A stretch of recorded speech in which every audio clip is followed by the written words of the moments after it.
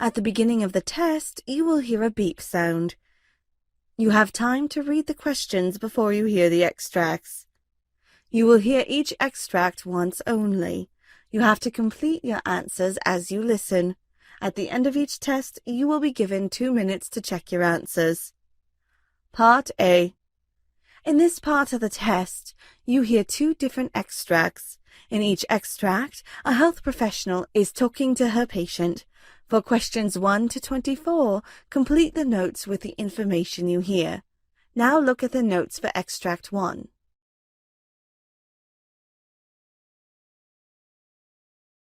Extract 1, questions 1 to 12. You now have 30 seconds to look at the notes.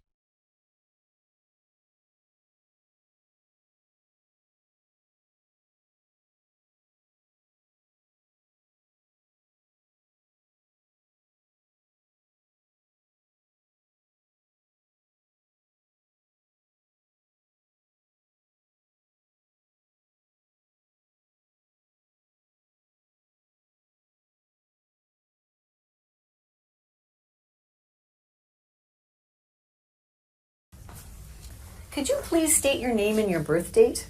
Why are you asking me this? Well, I just want to make sure that you are who I think you are. Well, that's a good idea. Ron Jones, December 15th, 1955. Okay, and this is really just a safety check just to make sure I've got the correct patient. And I do. My name is Sue, and I'm one of the nurses here. Pleased to meet you. Thank you. I'm going to just be asking you a few questions, a bit of a history, and I may be taking notes. It's just about that. So, what brings you to our clinic today? I've got a cough, but I've had a cough for a while now. This past week, it seems to be getting worse, and I'm coughing stuff up. Some stuff. Can you tell me about the stuff you're coughing up or the sputum you're bringing up? It seems yellowish, but maybe sometimes greenish looking. And how are you feeling generally overall? Well, I feel a bit tired all the time. Okay. Are you having any fever or chills? No. No? Are you on any medications? Yes, I had been taking some antibiotics. Okay. They didn't seem to do much, so I stopped taking them. Okay, well, I'm just going to give you a little information. Antibiotics work best when you take the whole dosage. If you start and stop them, the bacteria might not be killed, and then it can come back and be a little bit stronger. And it's one of the medications where you should take the whole dose with, and it's usually only 7 or 10 days at a time, but you should take all of it. Oh, I didn't know that. Thanks for the information. Oh, no problem. Back to your cough. Are you a smoker? Yes, I smoked for a long time.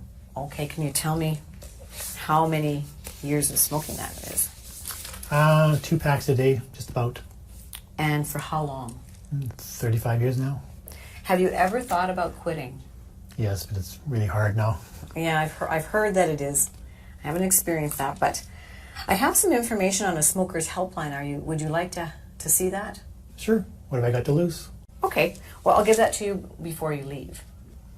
I know you've told me you don't have a fever, but I would like to take your blood pressure, pulse, your vital signs just before the doctor comes to see you. So is that okay with you? Sure. And I'd like to listen to your chest as well. Okay. Okay, good. Well, I'll get that ready. First, I'm going to take your temperature.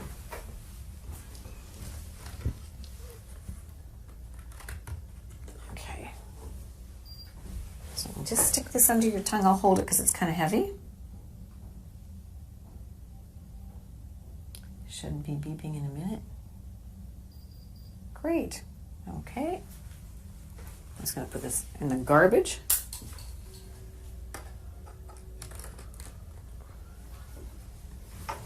And I'm going to take your blood pressure.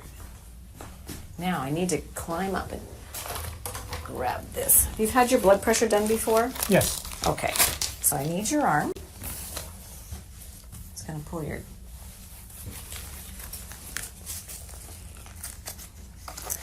And I'm going to have to get my stethoscope. And have you had your blood pressure done before? Yes. Okay. Do you know what it is? No. No. Now I'll take your blood pressure.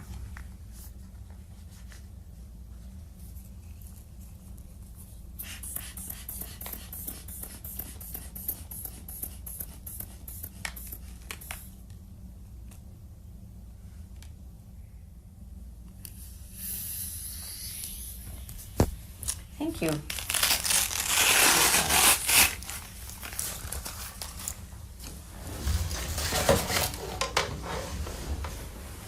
Now, lastly, I'll check your pulse. Excuse me.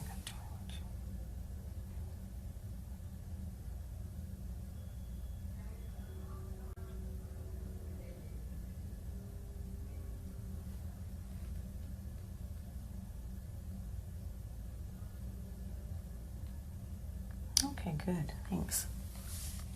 Now, your temperature is 37, your pulse is 88, your blood pressure is 150 over 84, and your respirations were 16. Now, I need to listen to your chest sounds. It's the last part. I'll do that. Can you take a deep breath in and breathe out? And again. One more time. And again. Okay, great. I hear wheezing in the lower part of your lungs. Do you feel that when you're breathing? I think so, yeah. Yeah. Okay, so I've got your vital signs and I've listened to your chest with some wheezing. The doctor's going to be coming in next. I'm just going to give her the results of what I've just done, and she'll come and visit with you, and then I'll see you after that. Okay. Okay, Thanks. good. All right.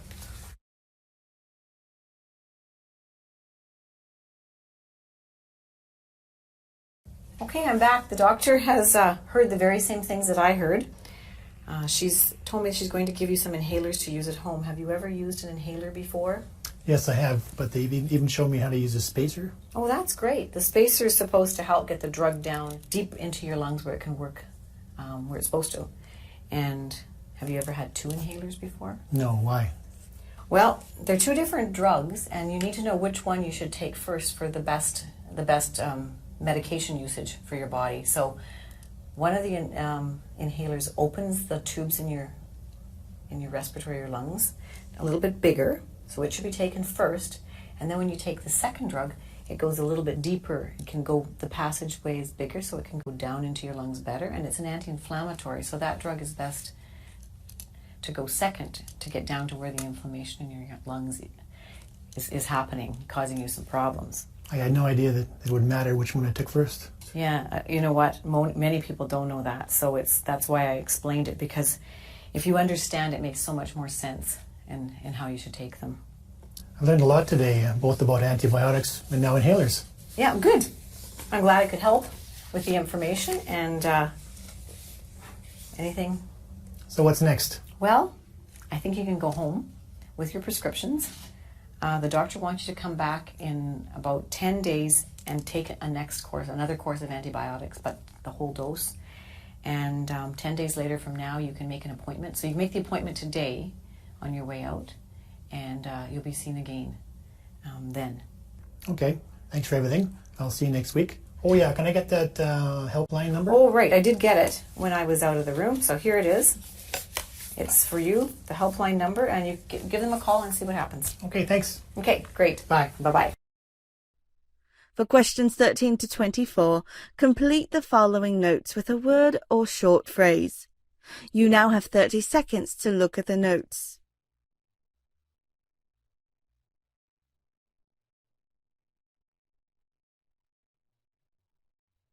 Mr. Murray, I'm Dr. Corbett. Nice to meet you. Yes, sir. Nice to meet you. Yeah, first time we've met. Yes. Yeah. Yes. So I understand you made an appointment for an examination. Yes, correct. And we're going to, a complete physical examination, I understand. Yes. And I'm going to ask you about why you came into that, but will you mind if I take a few notes just in case? No, that'd be fine. In case you got lots to tell me. Don't want to miss too much. That'll be Okay? fine. Good, good. So you made an appointment for an exam. When's the last time you had a physical examination? Probably 2 years ago. 2 years ago. Yeah. Okay. Well, tell me why you made this one. Well, I had these chronic headaches going on that I've had for about 3 months now, and they're just not getting any better, and I want to see if there's something we can do about it. So when you say chronic, you're referring to the fact that they've just been steady for 3 months, or they've been longer than that? Well, it started 3 months ago, and they were like every other day or so, and now I'm having them every day. And So you have no days when you don't have a headache? I have a headache every day. But at the beginning, it didn't seem to be quite as noticeable then for you. No. Describe the headaches. Where are they, and what do they feel like?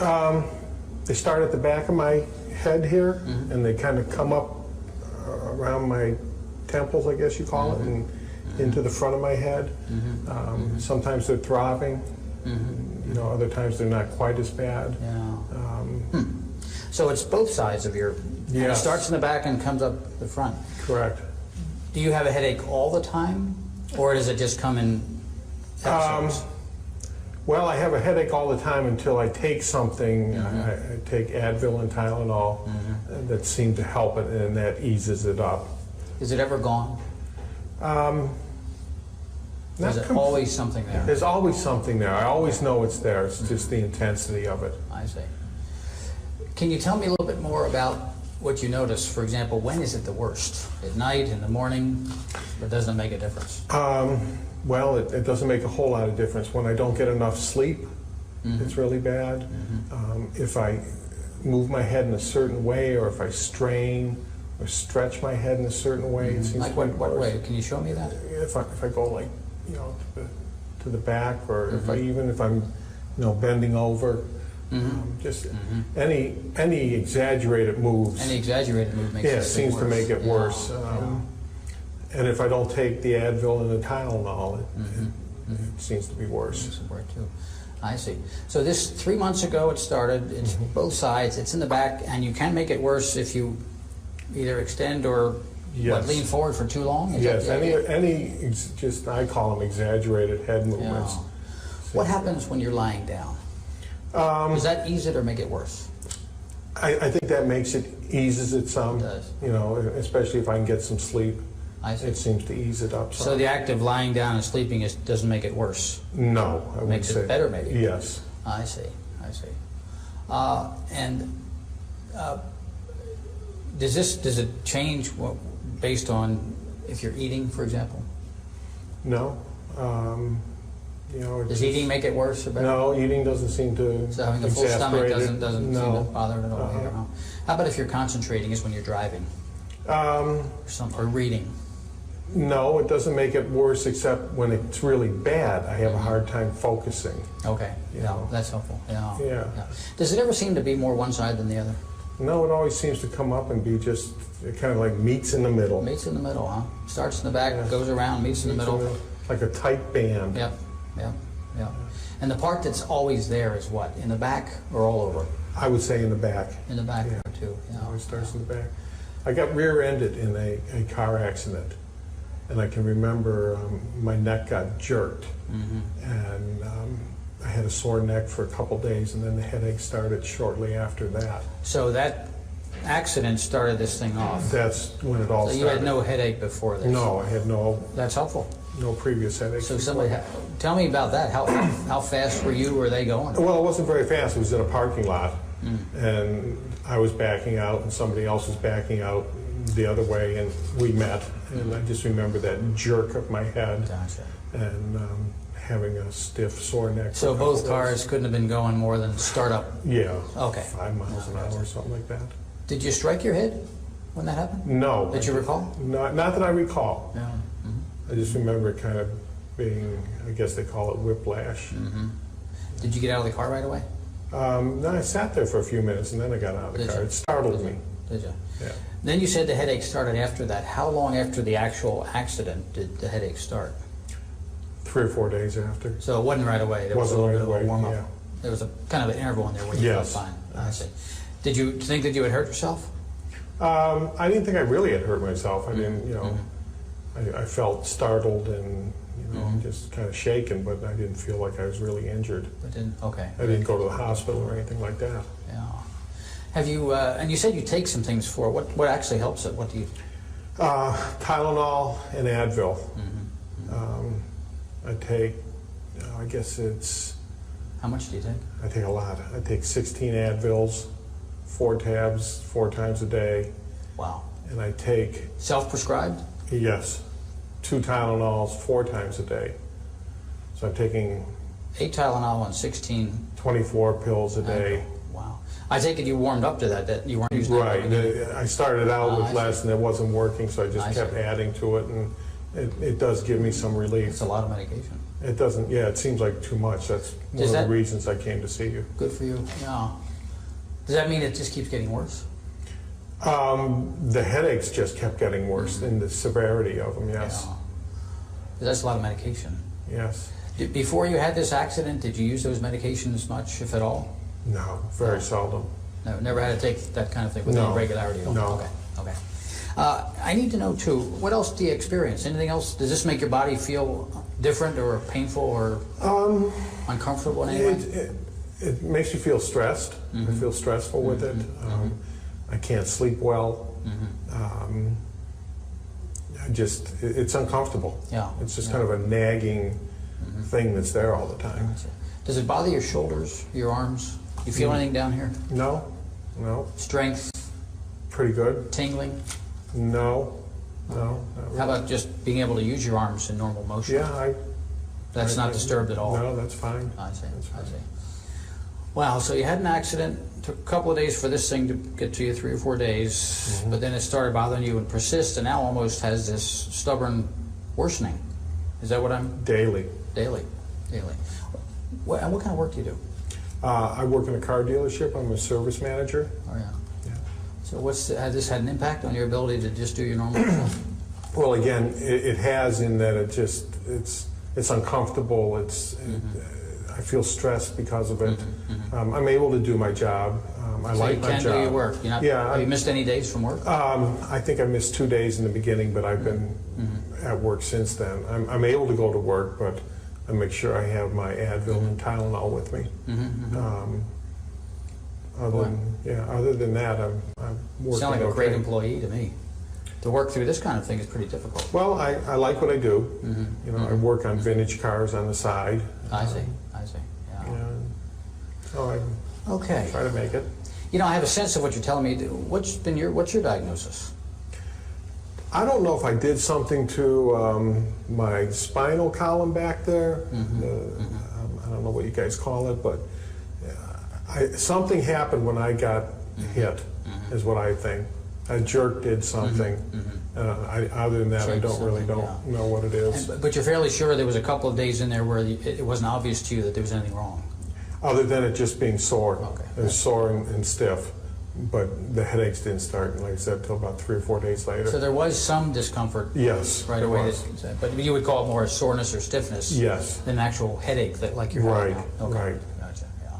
I need to know a few more things about the effect of this on you. How's your sleeping? Do you sleep okay? And I don't sleep well at all. Why not?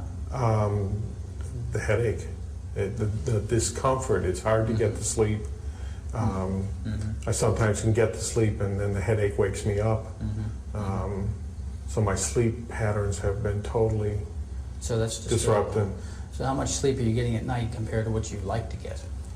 Well, I used to sleep the night through, which was probably at least 8 hours. And I'm probably up 3 and 4 times a night now. Wow. And how long is that? I would call it a sleep deficit. How long has that been going on? Well, this happened 3 months ago, probably 2.5 months now. Because it wasn't as bad in the beginning, but they did just get worse. Did you consult with anybody else, or you been just toughing this out on your own? Just been toughing it out on my own and trying to, hoping it will go away, but it's just getting worse. But you have been able to do your work, think, use your hands? Yes. Nothing disturbed in that way, huh? No. Gotcha. Anybody else know? Does your wife, are you married? Yes, I am. You've been talking to your wife about this? She certainly knows.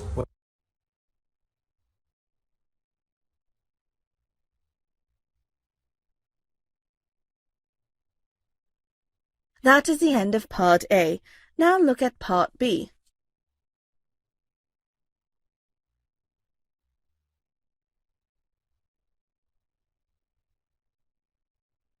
Part B. In this part of the test, you will hear 6 different extracts. In each extract, you will hear people talking in a different healthcare environment. For questions 25 to 30, choose the answer A, B, or C, which fits best according to what you hear.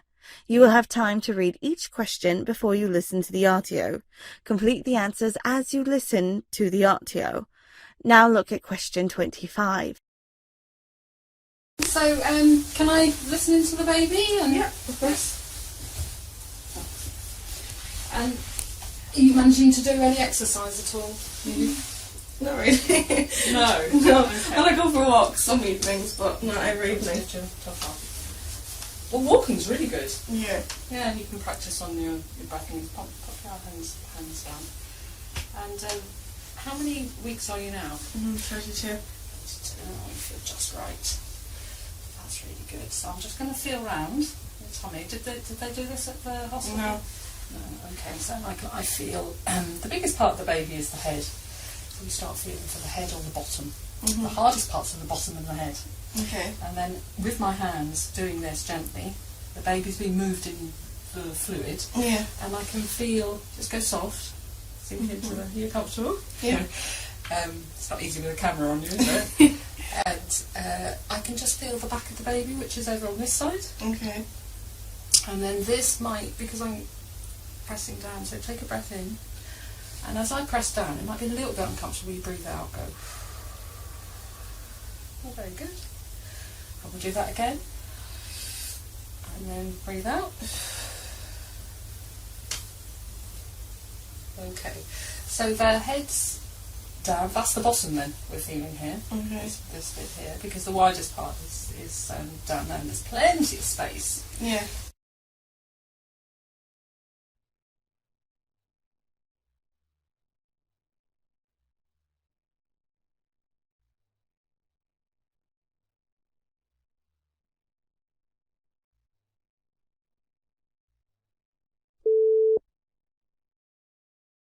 You know, nurses often play an integral role in all of our lives. They're the comforters and caregivers in the best and worst of times. And this week is National Nurses Week, by the way. And Perry has a very touching story of a nurse and her patient. Yeah, well, Nicole Leroy has lived this story for the last year and a half, but it's just now being told. A stop inside the Little Clinic in the Hyde Park Kroger during her lunch hour one afternoon, and a chance meeting with the nurse working that day may have saved her life. This is a journey Nicole Leroy has been waiting a year and a half to take, back to see her nurse at the Little Clinic. Hi. Oh. How are you? Good. I just want to thank you. Jessica Smith, a family nurse practitioner at the Little Clinic, listened to Nicole, something several doctors hadn't done. You researched, you looked in your book, you tried to figure out what it could be. And a month later, I found out that I had cancer. Cancer, stage 2 Hodgkin's lymphoma. I'm 36 years old. I'm in the best shape of my life. You don't think it could happen to you. A diagnosis a year in the making. I'd been to a gynecologist, a dermatologist, primary care twice. And each one of them told me that I was either just virus clogs in my lymph nodes, or that I was self-inflicting, or that I had depression, I had anxiety. But Jessica thought it could be serious, so she encouraged Nicole to keep fighting. She looked me in the eye and she said, you need to go follow up further. You need to go see your doctor again. You need to push.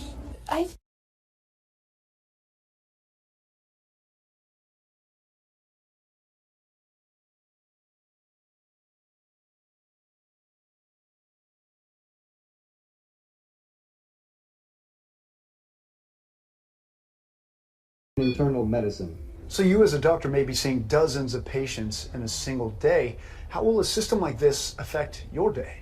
Well, I'm an emergency physician, so I work in an area where there's patients in rooms all around me. They all have questions. I can't tell you the number of times a day I see a patient limp out of a room and they want to know when lunch is coming.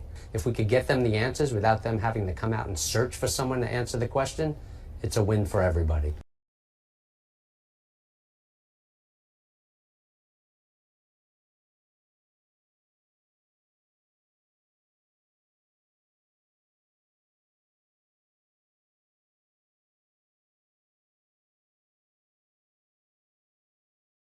These devices are incredibly simple. There's just 2 buttons on it that you need to know about. The first one is the green one, which says on and off, and that's the first step. Stage 1, turn it on. Call emergency medical services now. It tells you exactly what to do. Remove all clothing from chest and stomach. Peel off the pad labelled 1. Now we've got the pads on the patient's chest. The next thing is the device will analyse the rhythm and recommend a shock if appropriate. Patient. Shock advised. Stand clear. Now it's asking me to press the button to give the shock. Shock delivered. So that's a shock delivered. Now what will happen is that you'll carry on doing CPR if appropriate, and the machine will go into a cycle then when it reanalyzes and gives further shocks if need be. But all you need to do is just listen to what it's telling you. Begin CPR now. And this one's even got a little button that if you press it, it'll give a sound prompt so you can get your CPR at exactly the right rate. Trust me, if I can work one, so can you.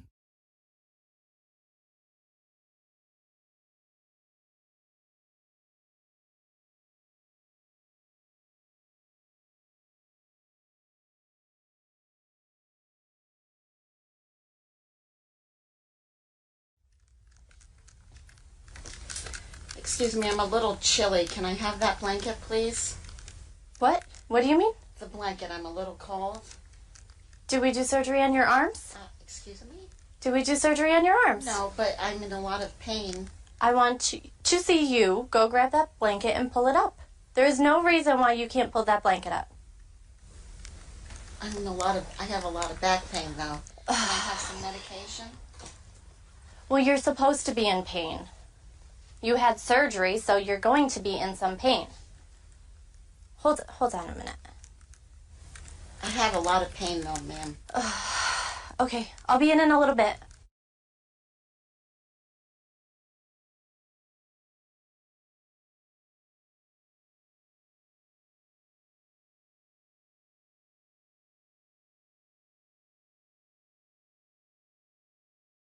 My name's Phil. I'm an instructor, and Holly's a student working with me. We're going to be taking care of you today. Would it be okay if we ask you a few questions? Yeah, that was fine. Okay. I'm just going to verify your first and last name. If you could tell me your first name for me. It's Lori. All right, and last name? Smith. All right, and your birthday? August 1st of 1974. All right, and what do you prefer to be called? You can just call me Lori. All right, it's nice to meet you. Thank you. Yes, nice to meet you. So Lori was admitted last night with an asthma exacerbation. Okay. During the night you had a couple of breathing treatments, correct? Yes. Okay. You feeling better since the breathing treatments? Yeah. Okay.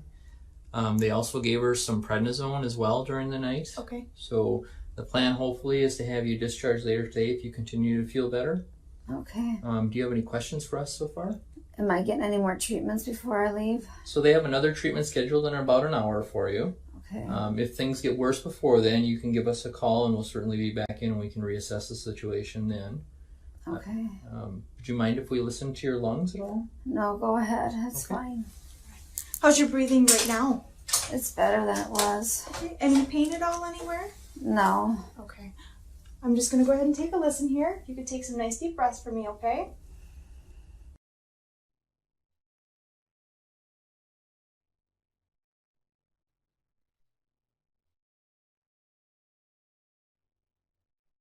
That is the end of Part B. Now look at Part C.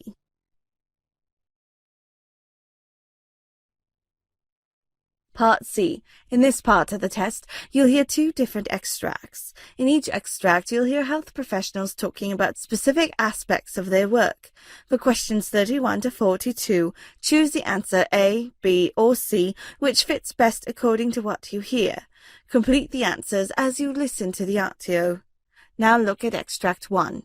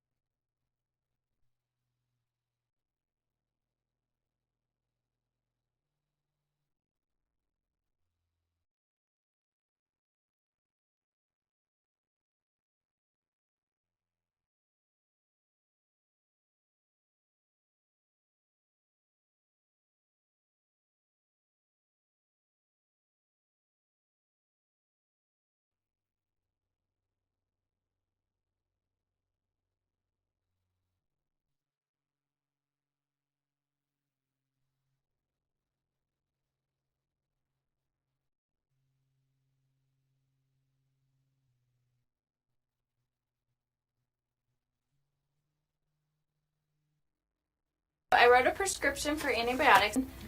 I did want to talk to you, though. I'm a little bit concerned looking through his chart at how many ear infections he's had recently, and I noticed that you had checked the box that someone's smoking in the home, so I was wondering if you can tell me a little more about that. Well, it's just me and him, and I do smoke. I try really hard not to smoke around him, but I've been smoking for 10 years, except when I was pregnant with him, but it's so stressful being a single mom and having a full-time job, and so it's just, that's why I started smoking again. You have a lot of things going on, and smoking's kind of a way to relax and de-stress. Yes, yeah. Some people have a glass of wine, I have a cigarette. Sure. And it sounds like you're trying not to smoke around him. Why did you make that decision? I know it's not good for him. I mean, I've read those things about ear infections and asthma and stuff, but other kids have ear infections and their parents don't smoke. So on the one hand, you're worried about how your smoking might be affecting him, and on the other hand, you're not so sure if it's really the smoking that's causing these problems. Right. Yeah. I mean, he doesn't have asthma. He hasn't had a lot of other problems that his other friends have. So, and I've thought about quitting before in the past, but I just don't see how it's possible right now. What made you decide to quit smoking when you were pregnant? Well, he was inside me and we were sharing everything, and I knew that he would get some of that, and I just didn't think I could live with myself if something happened to him. Right now, though, it feels almost too difficult to even manage or even to try. Yeah, exactly. How were you successful when you quit before? I don't know. I think about it now, I don't even know how I did it. I just did it. You know, I just couldn't imagine like him not being born or going into labor early and him having problems and stuff like that, all the stuff that they talk about with women who smoke. So that was just enough to say, okay, you know what, I'm not going to risk that. So the risks were so scary then that you were able to stop, but yeah. They don't feel as scary to you now. No, I mean, we're two separate people, and like I said, I try really hard not to smoke around him. I'm pretty good about that. I don't let other people smoke around him. So You're doing the best you can do. Yes. Yeah. Okay, but it sounds to me too like part of you really does want to quit. Yeah, I know that I need to, and I keep every new year I say, okay, this year I'm going to quit smoking, but then something happens and it just doesn't. It's on your to-do list. It's just not making it to the top. Yeah. If you did decide to quit, on a scale of 1 to 10, where 1 is not at all confident, you don't think you could do it, and 10 is you feel pretty certain that you could, where do you think you fall right now? Probably like a 5. Kind of in the unsure area. Like, I know I've done it before, so I know I can do it, but at the same time, it just seems really hard, and it's not the same situation. Well, what made you say 5 rather than 2 or 3? I know all the ways it's bad for me, and I don't want him to grow up thinking that it's okay to smoke. I don't want him to use any kind of, I don't want him to chew or anything like that. So I know I need to, especially before he gets old enough to understand what mommy's doing, but I just don't know if I can do it. Okay. So it sounds like you have a lot of reasons why you'd like to quit. You have been successful quitting in the past, and right now you're just feeling a little bit hesitant about your ability to do it. Yeah. Where do you think we should go from here? I don't know. I'd like some help. I just don't know what kind of help I need.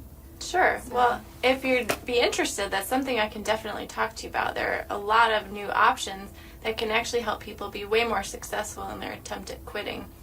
There's different medications you can try. I don't like medicine. Okay. There's also a lot of support groups and classes that you can take where you have other people to go through it with you, and sometimes just having that support can be a big part of it, especially for people like you where smoking is such a stress reliever.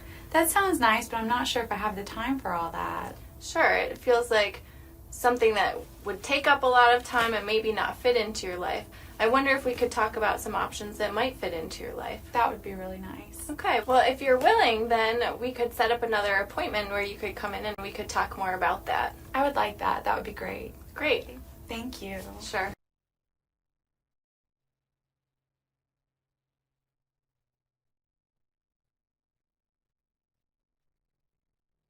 Extract 2, questions 37 to 42.